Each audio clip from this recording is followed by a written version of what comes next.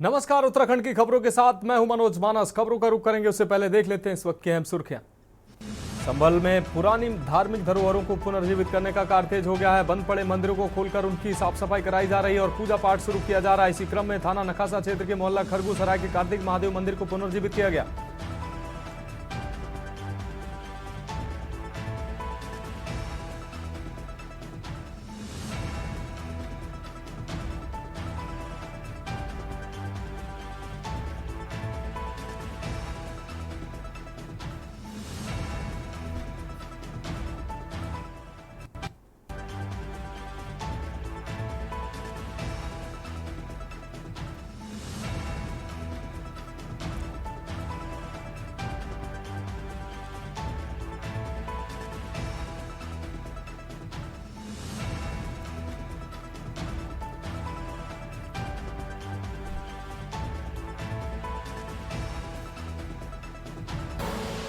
आप देख रहे हैं के न्यूज, खबरों का सारथी।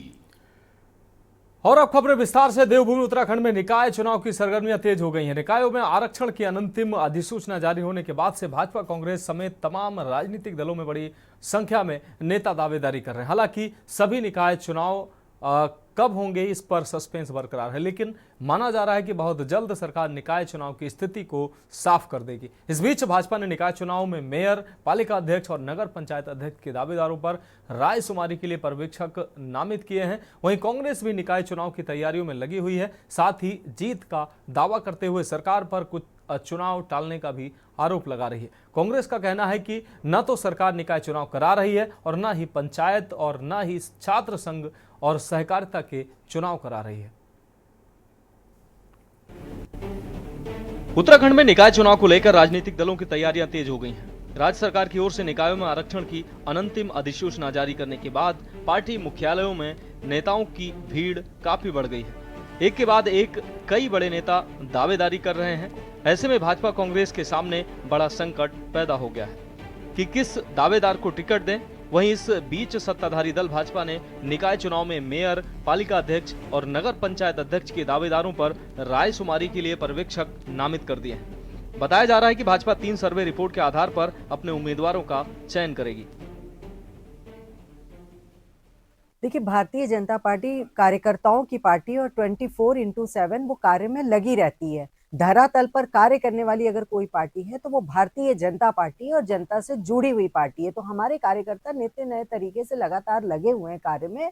उसको देखते हुए पर्यवेक्षक भी तैनात किए गए हैं। वो पर्यवेक्षक की रिपोर्ट आएगी, उस हिसाब से लोगों की टिकट की जो दावेदारी उसका आकलन किया जाएगा। उसके बाद टिकट का वितरण पूरा राय मशवरा लेके किया जाएगा। लेकिन पूरी तरीके से कहा जा सकता है कि जो हमारी तैयारी है वो पूरी हो रखी है। निकाय चुनाव में हम लोग आने के लिए पूरी तरह तैयार है और निश्चित तौर पर जनता जनार्दन का साथ हमें फिर मिलेगा। जिस प्रकार लोकसभा चुनाव में, विधानसभा चुनाव में हमें जनता जनार्दन ने अपना साथ दिया है, उसी प्रकार अब की निकाय चुनाव में भी हमें अपना आशीर्वाद देगी। जब दावेदार ज़्यादा होते हैं उसके 2 पहलू हैं। एक तो ये संकेत है कि पार्टी की स्थिति अच्छी है, इसीलिए दावेदार ज़्यादा है। दूसरा, उन सब में सामंजस्य बैठाना एक कठिन काम है, लेकिन हमारे प्रभारी और हमारे वरिष्ठ जन उसमें लगे हैं। कोशिश करेंगे कि कोई इस तरीके का अप्रिय वो देखने को ना मिले। बिल्कुल मान्यवर, हमने 50 यूनिट हमारे लगभग पूरी की पूरी ना ये, तो हमने जो है प्रत्येक यूनिट में अपने प्रभारी नियुक्त कर दिए। ये प्रभारी नियुक्त कर दिया और ये चिट्ठी जारी भी हो चुकी है। और पर्यवेक्षक भी 1-2 दिन में पूरे पर्यवेक्षक भी, ये प्रभारी कैसा आप वहाँ पे काम कर रही है, जिला यूनिट कैसे समन्वय बना रही। कुछ लिए संभावनाएं भी हैं कि कुछ कई जगह पे तो हमारे लोग बड़े मजबूत स्थिति में हैं और कुछ संभावनाएं जो तलाशी जाएंगी वो जिला लेवल पे लोग देख रहे हैं और वहाँ पे बैठकें हो रही हैं। ऋषिकेश में हमारी बैठक हो गई है, हरिद्वार में भी आप बैठक करके आ गए हैं और पूरी संभावना पूरी जोर शोर से। ये राजनीतिक दल है तो ये तो हमारे लिए जरूरी काम है कि एक किस्म से हमारे लिए त्यौहार होता है ना, राजनीतिक दलों के लिए तो एक किस्म से त्यौहार हो गया कि चुनाव लड़ना। आपको बता दें कि उत्तराखंड में निकाय चुनाव की आचार संहिता 25 या 26 दिसंबर को लागू हो सकती है। वहीं निकाय चुनाव से पहले उत्तराखंड में दल बदल की संभावनाएं भी बढ़ गई हैं। खबर है कि पिछले 3 साल से राजनीतिक रूप से अलग थलग पड़े भाजपा के पूर्व विधायक राजकुमार ठुकराल कांग्रेस में शामिल हो सकते हैं। ठुकराल को कांग्रेस से मेयर का टिकट मिलता है तो रुद्रपुर में चुनावी दंगल दिलचस्प होने के आसार हैं। इस बीच निकाय चुनाव से ठीक पहले ईडी ने कांग्रेस नेता राजीव जैन के घर छापेमारी की है। राजीव जैन हरीश रावत के करीबी माने जाते हैं, ऐसे में उनके भी पाला बदलने की पूरी संभावना है। लेकिन ये जो हमारे कांग्रेस के प्रमुख लोग हैं हमेशा निशाने पर रहे हैं और किसी इनके प्रकारण उन लोगों को प्रताड़ित करने का, उनको ईडी के जरिए, उनको सीबीआई के जरिए, आईटी के इनकम टैक्स के जरिए उनको घेरना चाहती हैं। यह निश्चित रूप से राजनीति प्रतिशोध है। सबसे पहले तो हमारी ये समझ में आना चाहिए, जो ईडी की छापेमारी होती है या सीबीआई जहाँ पर छापेमारी करती है, वो अनायास नहीं होता है। बहुत लंबे समय तक सर्च के बाद और उसका एवैल्यूएशन करने के बाद तब कहीं जाके छापेमारी होती है। तो मैं ये समझता हूँ कि जब कांग्रेस रिजिम रही होगी, जब हरीश रावत जी मुख्यमंत्री रहे होंगे, और आप जानते हैं उनके शासनकाल में लोग सर्वे सर्वा लोगों में से थे, तो तब से ये ईडी की रडार पर होंगे, ऐसा मेरा मानना है। और बहुत एक लंबी कसरत, 6-7 साल की कसरत के बाद आखिरकार जब ईडी इस नतीजे पहुंची होगी कि बहुत बड़ा भ्रष्टाचार हुआ है और इनके पास कुछ गलत तरीके से कमाया हुआ पैसा है। रूप से भारतीय जनता पार्टी को कुछ वरिष्ठ नेतागण कांग्रेस के वरिष्ठ नेतृत्व के संपर्क में हैं और वो पार्टी ज्वाइन करना चाहते हैं और भारतीय जनता पार्टी में निश्चित रूप से छटपटाहट है, बौखलाहट है और भारतीय जनता पार्टी से लोगों का मोह खत्म हो रहा है और कुछ लोग, वरिष्ठतम लोग जो विभिन्न पदों में रहे हैं, विधायकगण भी रहे हैं और नगर पालिकाओं में, नगर निगमों में रहे हैं, वो लोग पार्टी छोड़ना चाहते हैं। 1-2 दिन में इसकी पिक्चर आपको बिल्कुल क्लियर पिक्चर मिल जाएगी और जैसे ही हाईकमान की अनुमति मिलेगी उनके पार्टी में सम्मिलित करने की प्रक्रिया को आगे बढ़ा जाएगा। कुल मिलाकर राज्य में निकाय चुनाव को लेकर राजनीतिक सरगर्मियां तेज हो गई हैं। भाजपा, कांग्रेस समेत तमाम दलों ने निकाय चुनाव की तैयारी तेज कर दी है। इस बीच राज्य में दल बदल की संभावनाएं भी काफी बढ़ गई हैं। ऐसे में देखना होगा कि आखिर कब तक राज्य में सरकार निकाय चुनाव शुरू कराएगी। आखिर निकाय चुनाव से पहले कांग्रेस नेता राजीव जैन के घर ईडी की छापेमारी के क्या मायने हैं? Uttarakhand desk report. अब बात करेंगे अगली अहम खबर की। खबर नैनीताल से, जहां उत्तराखंड ने जिला पंचायत चुनाव नहीं कराए जाने व अध्यक्षों को प्रशासक नियुक्त करने पर हाईकोर्ट में चुनौती देती याचिका पर सुनवाई करते हुए राज्य सरकार से 14 दिनों के भीतर शपथ पत्र दायर कर जिला पंचायत चुनाव का कार्यक्रम बताने को कहा है। मामले को सुनवाई के लिए 14 दिन के बाद की तिथि नियत की गई है। आपको बता दें कि सुमन सिंह समेत अन्य ने उच्च न्यायालय में सरकार के 30 नवंबर 2023 के नोटिफिकेशन को चुनौती दी और सरकार के इस आदेश को निरस्त करने की मांग की है। सुनवाई के दौरान अधिवक्ता ने कोर्ट को बताया कि 2011 में चीफ जस्टिस कोर्ट में ही उत्तराखंड सरकार के मुख्य सचिव ने अंडरटेकिंग दी है कि भविष्य में कभी भी जिला पंचायतों में प्रशासकों की नियुक्ति नहीं करेंगे।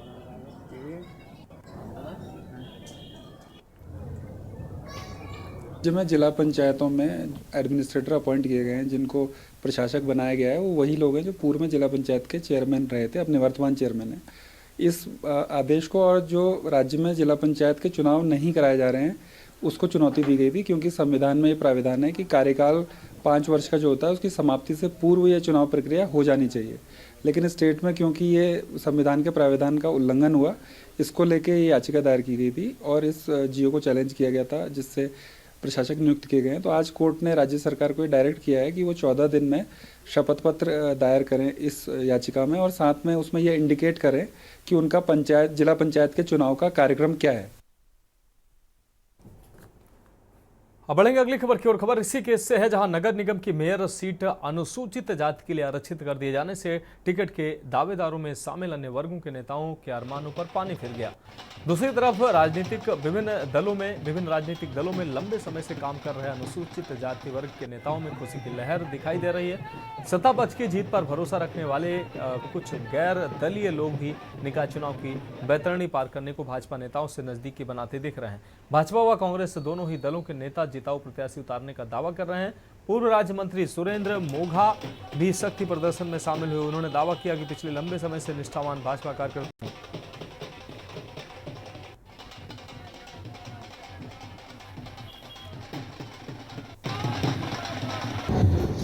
मैं आभार व्यक्त करना चाहूँगा अपने प्रदेश के कैबिनेट मंत्री प्रेमचंद अग्रवाल जी का, और आभार व्यक्त करता हूँ माननीय मुख्यमंत्री पुष्कर सिंह धामी जी का, और आभार व्यक्त करता हूँ अपने प्रदेश नेतृत्व का, अपने राष्ट्रीय नेतृत्व का, जिन्होंने इस अनुसूचित समाज की चिंता करते हुए इस मेयर सीट को 100 वर्षों से भी अधिक समय के बाद अनुसूचित जाति के लिए रिजर्व किया है। मैं और मेरा समाज इस भारतीय जनता पार्टी के शीर्ष नेतृत्व का आभारी है। आज हम पूरे ढोल नगाड़ों के साथ माननीय मंत्री प्रेमचंद अग्रवाल जी का और अपने पुष्कर सिंह धामी जी का आभार व्यक्त करना जा रहे हैं। और आपको यह भी बता देना चाहता हूं मेरे दोस्तों, इस भारतीय जनता पार्टी में 35 वर्षों से अपनी सेवाएं दे रहा हूं। अब बढ़ेंगे अगली खबर की ओर। खबर देहरादून से है, जहां सोनिया आनंद रावत ने देहरादून में मेयर पद की दावेदारी की है। उन्होंने कांग्रेस पार्टी के समर्थन में अपनी दावेदारी पेश की है। कई नेताओं ने अपनी उम्मीदवारी का समर्थन किया है। सोनिया आनंद रावत की दावेदारी को लेकर कांग्रेस पार्टी के समर्थन में कई नेताओं ने अपनी बात रखी, जिसमें यह कहा गया कि देहरादून के विकास के लिए काम करेंगे और शहर को बेहतर बनाएंगी।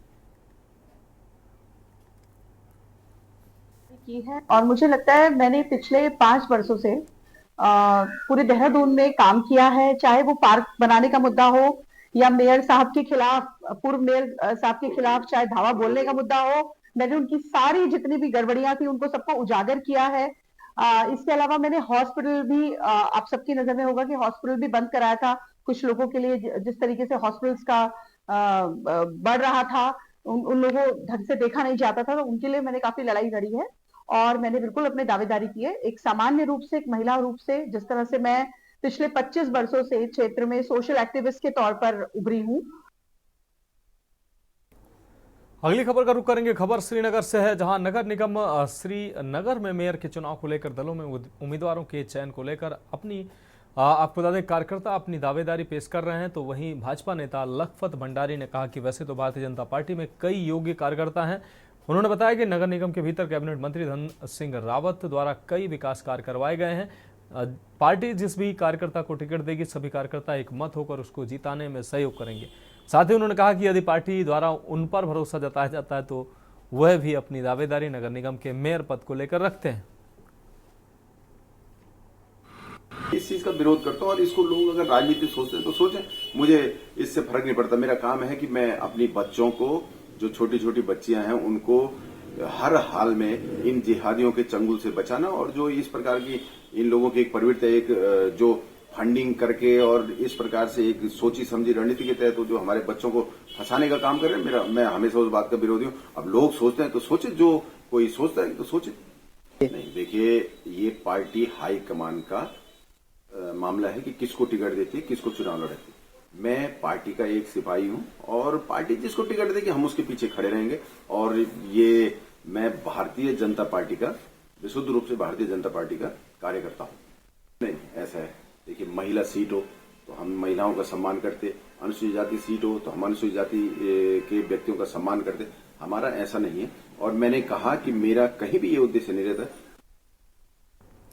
बढ़ेंगे अगली खबर की ओर। खबर नैनीताल से है, जहां उत्तराखंड हाईकोर्ट में नगर पालिका में 3 बच्चों वाले उम्मीदवार को चुनाव लड़ने पर रोक वाली नगर पालिका एक्ट को हाईकोर्ट में चुनौती देती याचिका पर सुनवाई हुई। मामले की सुनवाई के बाद कोर्ट ने सचिव सहकारी विकास और निदेशक शहरी विकास से 6 हफ्तों में जवाब मांगा है। मामले की सुनवाई के लिए कोर्ट ने 6 सप्ताह की तिथि नियत की है। आपको बता दें कि किच्छा के नईम उल साद खान ने हाईकोर्ट में याचिका दाखिल कर सरकार के नगर पालिका एक्ट संशोधन 2003 की धारा 3 को चुनौती दी। याचिका में कहा गया कि 2003 के बाद जिसके 3 बच्चे होंगे उसको नगर पालिका में चुनाव लड़ने के लिए योग्य नहीं, उस रोक लगा दी। पंचायतों में 2019 से पहले 3 बच्चे वाले उम्मीदवार चुनाव लड़ सकते हैं, तो पालिकाओं में भी वही व्यवस्था लागू की जाए। ये था कि जो नगर निकायों में अर्हता है किसी उम्मीदवार के लिए, वो ये है कि उसका 2002 में जब संशोधन किया गया था अर्हता में, तो उसके 2 से अधिक जीवित संतान नहीं होनी चाहिए वर्ष 2003 की कट ऑफ डेट के बाद। जबकि पंचायतों में यही कट ऑफ डेट 2019 है, यानी कि 2019 से पूर्व जिनके 3 संतान हैं वो लोग चुनाव पंचायतों में लड़ सकते हैं, लेकिन नगर निकायों में नहीं लड़ सकते हैं। जबकि दोनों लोकल सेल्फ गवर्नेंस बॉडीज़ है, इस मामले को चुनौती दी गई थी कि नगर निकायों का जो गठन है वो पंचायतों से ही होता है, इसलिए दो तरह के कानून उसमें असंगत से हैं और असमानता प्रतीत कर रहे हैं, और जो उसका उद्देश्य है संविधान। तो फिलहाल वक्त एक और ब्रेक का है, जल्द हाजिर होंगे।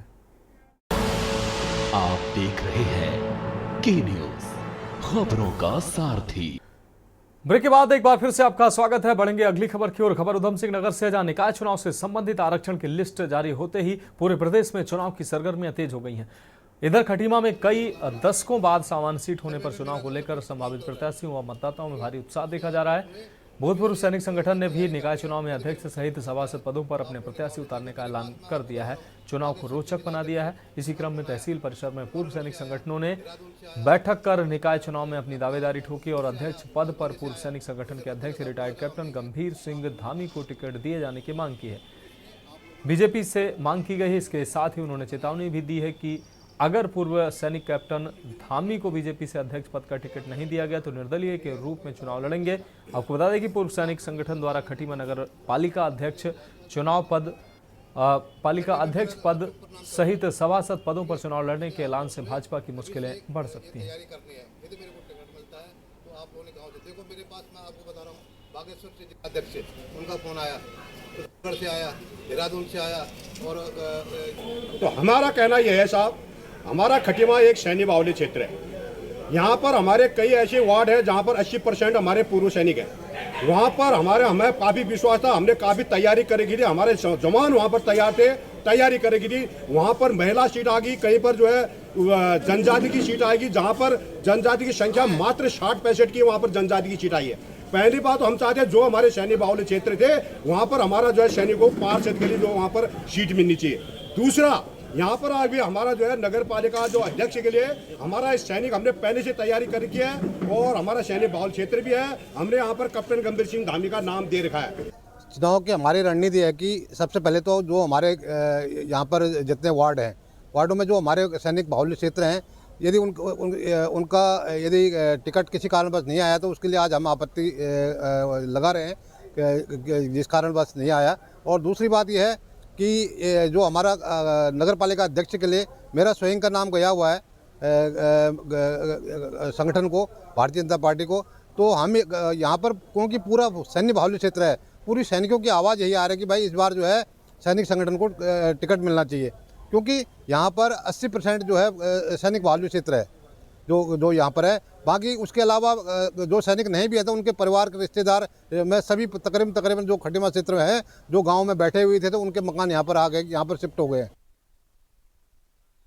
अगली खबर का रुख करके खबर रुड़की से, जहां नगर निगम में आज तहसील दिवस का आयोजन किया गया, जिसमें जिलाधिकारी कामेंद्र सिंह ने क्षेत्र के लोगों की जन समस्याएं सुनी, जिसमें कुछ समस्याओं का मौके पर ही निवारण कर दिया गया। साथ ही बाकी समस्याओं का जल्द ही निस्तारण करने के आपको बता दें संबंधित अधिकारियों को निर्देश दिए गए हैं। जिलाधिकारी ने कहा कि वह समय समय पर जनता दरबार के माध्यम से लोगों की समस्याओं को सुनकर उनका निवारण करने का काम करते हैं और सभी अधिकारियों को आदेश दिया है उन्होंने कि किसी भी फरियादी की फरियाद का जल्द से जल्द हर किसी फरियादी की फरियाद का जल्द से जल्द समाधान किया जाए।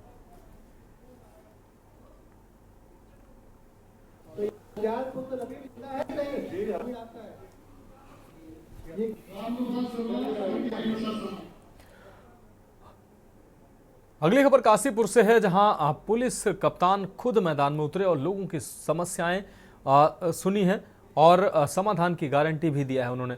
भरोसा खुद ब खुद बढ़ जाता है जब खुद कप्तान ऐसी चीज़ों को करते हैं। काशीपुर में मणिकांत मिश्रा की ये नई पहल चर्चा का विषय बनी हुई है। मंगलवार का दिन फरियादियों के लिए उम्मीद की किरण लेकर आता है। उधम सिंह नगर जिले के एसएसपी मणिकांत मिश्रा ने पुलिसिंग का एक नया फार्मूला अपनाया है। हर मंगलवार को काशीपुर के अपर पुलिस अधीक्षक कार्यालय में वह खुद बैठते हैं और फरियादियों की समस्याएं सुनते हैं। ये पहल न सिर्फ पुलिस की छवि सुधार रही है बल्कि लोगों को भी बड़ी राहत दे रही है। करीब 80 से 100 लोग अपनी शिकायतें लेकर पहुंचे। एसएसपी ने बारीकी से हर मामले को सुना और कई मामलों का मौके पर निस्तारण किया।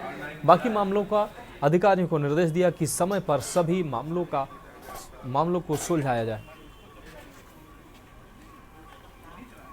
एक मंगलवार को मैं काशीपुर के इस ऑफिस में बैठने लगा हूँ, जिसमें मुझे लगता है कि उन लोगों को जो कि काशीपुर, जसपुर, बाजपुर इस एरिया से रुद्रपुर नहीं पहुँच पाते हैं, उनके लिए सुविधा हुई है। और करीब 70 से 80 लोग मिलने के लिए मेरे पास आते हैं और हमारी कोशिश है कि मैक्सिमम लोगों की समस्याओं का समाधान किया जाए। बढ़ेगी अगली खबर की ओर। खबर मंगलौर से है, जहां जिलाधिकारी हरिद्वार कामेंद्र सिंह मंगलौर सीएचसी हॉस्पिटल का औचक निरीक्षण करने पहुंचे। जिलाधिकारी कामेंद्र सिंह के अचानक हॉस्पिटल पहुंचने पर हड़कंप मच गया। डीएम के अस्पताल की ओपीडी, ऑपरेशन थिएटर, कर्मचारियों की उपस्थिति और साफ सफाई की व्यवस्था का निरीक्षण डीएम ने किया। अस्पताल में साफ सफाई ठीक मिलने पर अधिकारियों को सफाई व्यवस्था और दुरुस्त करने के निर्देश दिए। वहीं कुत्ते काटने के इंजेक्शन संख्या से कम मिलने पर जिलाधिकारी ने जल्द इंजेक्शन मुहैया कराए जाने के निर्देश दिए। साथ ही सांप काटने के इंजेक्शन भी मौके पर एक्सपायर पाए गए, जिससे डीएम ने नाराजगी जताई। जांच किए जाने के निर्देश भी दिए।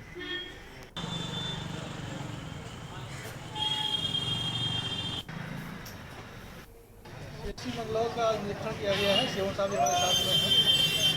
तो यहाँ पे पाया गया है कि सामान्य व्यवस्थाएं तो यहाँ पे अच्छी हैं, साफ़ सफाई ठीक है, मरीज संतुष्ट हैं। मरीजों से बात की गई जो एडमिट हैं यहाँ पे, तो ओपीडी भी इनका अच्छा चल रहा है। इलेक्ट्रॉनिक पर्चे बना रहे हैं ये लोग। एक दो कमियाँ भी पाई गई हैं, जैसे इनके यहाँ कुत्ता काटने का इंजेक्शन नहीं है इनके पास में। तो जनता दो शिकायत भी की है कि 2-3 दिन से यहाँ पे ख़त्म हो गया है। बढ़ेगी अगली खबर की ओर। स्वास्थ्य महानिदेशक डॉक्टर तारा आर्य ने राजकीय बीडी पांडे जिला अस्पताल का निरीक्षण किया है। इस दौरान उन्होंने कहा कि अस्पताल को रेफर सेंटर रेफरल सेंटर बनाया जाए, बल्कि यहां पहुंचने वाले हर मरीज को अच्छा उपचार मिले, इसके प्रयास करें और अस्पताल को रेफर सेंटर ना बनाया जाए। अस्पताल पहुंचकर सबसे पहले ओपीडी में मरीजों से बात की, जिसके बाद वो आपातकालीन कक्ष में पहुंची, जहां उन्होंने रजिस्टर की जांच की और वहां आने वाले मरीजों की जानकारी ली। जिसके बाद उन्होंने मेडिकल स्टोर का भी निरीक्षण किया, वहां पर मिल रही दवाइयों की जानकारी ली। इसके बाद उन्होंने अस्पताल में भर्ती मरीजों से वार्ता कर उनका हालचाल जाना। उन्होंने कहा कि नॉन पीजी डॉक्टरों को अस्पताल भेजेंगे ताकि व्यवस्थाएं प्रभावित ना हो। साथ ही उन्होंने कहा कि वीआईपी के लिए अलग विंग बनाई जाए ताकि रूटीन प्रभावित ना हो।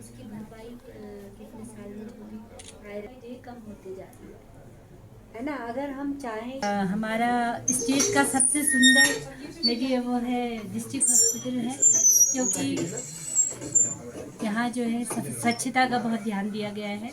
इतना साफ है तो यहाँ पे बैक्टीरिया नहीं होंगे, और बैक्टीरिया नहीं होगा तो एंटीबायोटिक की भी यहाँ ज़रूरत कम पड़ेगी। और एंटीबायोटिक से जैसा कि हम सभी लोग जानते हैं कि एंटी माइक्रोबियल रेजिस्टेंट डेवलप कर रहा है MDR, मल्टी ड्रग रेजिस्टेंट। तो ये क्यों हो रहा है? क्योंकि लोग बाग बिना सोचे समझे एंटीबायोटिक का सेवन कर रहे हैं। उनमें जागरूकता फैलानी है हमारे डॉक्टर्स ने। अभी हम लोग 100 दिन का कैंपेन भी कर रहे हैं टीबी का, उसमें हम लोग जो है इसको एलिमिनेट करने की कवायद चल रही है।